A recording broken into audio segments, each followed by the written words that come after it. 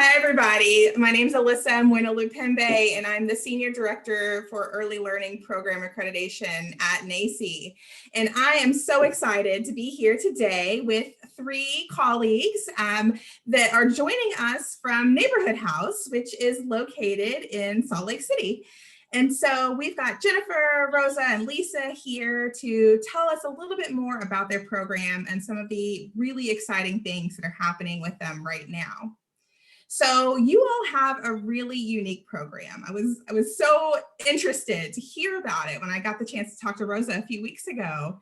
Can you tell me a little bit about what makes your program different from others? Yeah, definitely. So Neighborhood House is an amazing organization. We've been around for 127 years. So that in and of itself is kind of a big deal. We were established in 1894. So at Wow. the time, Utah was still a territory. It wasn't even a state. And there were a lot of immigrants, people coming in trying to settle this area. And our founder, Emma McVicker, saw the disparity between the education that kids were getting that had parents that had resources and those who didn't. And she was very eager to do something about that. She came from back east, she had an education background. And so she started Neighborhood House as the first free kindergarten association. So I just love that we have such a long legacy, and that even at that time, seeing how important early education was is pretty remarkable. So very forward thinking woman who established us. And because she knew that it was most important for kids without resources, we've always been built on that model that we want to provide quality preschool and early education experiences along with affordability. So all of our programs are on a sliding fee scale. We're able to even go down to zero if a family is experiencing hardship, because we want that kid to be able to stay in our program, getting the benefits of a NAC accredited preschool. So that's one of the things that's really important to us. And additionally, we serve two very diverse populations. So we also have daycare for aging and disabled adults.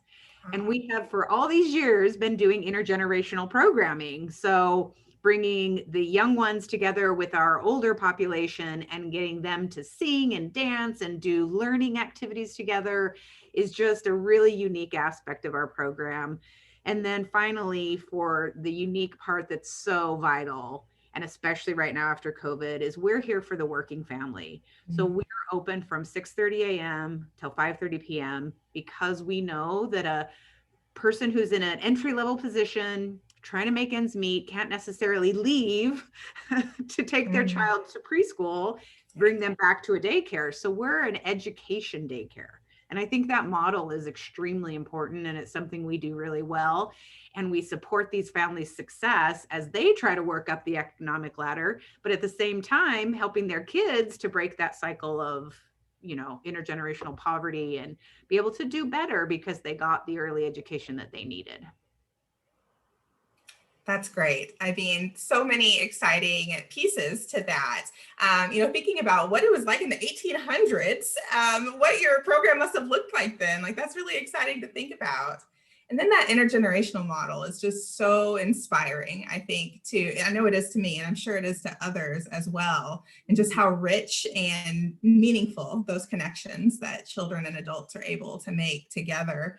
And I'm sure it looks a little bit different right now through COVID, but I'm sure you're ready to get back to everybody being able to be together. Absolutely. We can't wait for that because they do get such joy out of those interactions. It'll be fun when we can get together again. So you all have been NAC accredited for quite a while, not since the 1800s, but for a long time. Tell me a little bit about how NAC accreditation has benefited your program. Being NAC accredited definitely raises our level of education, our level of training for our teachers, and it really makes being a preschool and toddler teacher a profession. It just really raises the bar. Our teachers do the 40 hours of training, but most of our teachers do well over that. We have several teachers who do over 100 hours of training a year. And that helps with one of the core values of NACI, which is always knowing, being up to date on early education, early childhood education. and therefore providing that to our children and not doing something that was done 30 years ago or 20 years ago or 5 years ago. We are doing the most up-to-date things because the teachers are being trained in these areas. I would say that's one of the main ways that it has helped us. And then also our curriculum is fabulous. We use a creative curriculum, and that allows the teachers to use studies that the children, we align the studies and do the studies according to the children's interest. So letting them choose what study they'd like to do, and then going on how they enjoy the study. So how long, you know, if we do 3 weeks to 6 weeks, it's dependent upon how interested the children are. And that's definitely, that aligns with NACC as well. And that's something that we've brought to our program because of NACC. But letting, you know, the children learn better when they are excited about it, when they are invested. And so that's one of the things that NACC has brought to us as well. But also just the fact that we are not just a childcare facility, we are an early childhood education center. That right there, and a lot of people don't understand or realize the difference, but children are not just brought here to be cared for, to meet their needs, their basic needs. They are being taught. They are every transition is a teaching moment. Walking down the hall, the teachers are singing some song that is teaching them, and their social emotional skills are being taught. And so that really sets us apart, the fact that we are an education program. So that's awesome. And it really sounds like, you know, both the teachers are deeply engaged in their work. I remember as a director, you know, I had those teachers that would get the 100 hours of training because they just love to be able to learn more information. And then that trickles down to children, because when the teachers are excited, the children are excited. And, you know, just to see that transpire in the classroom can be really exciting for the leadership too. Yes, absolutely. Great. So you all shared some really big news recently. In May, you rolled out a $15 an hour minimum wage for all of your staff. And I know that the $15 minimum wage has been a hot topic in the early childhood community, and many programs feel like it just isn't possible for them. So could you all share with us how you were able to make that happen for your staff and why it was important for you to do so? Absolutely. That's been a goal of our organization for a long time. And I think that is part of how you can make it happen. Is it can't happen overnight. You have to set the stage for it. And for the past 5 years, we've been working to raise our base rate every chance that we get, and to tell that story to funders and to people who want to invest in what we do, so they understand how much that directly impacts the quality of the program we're able to have and the impacts on children.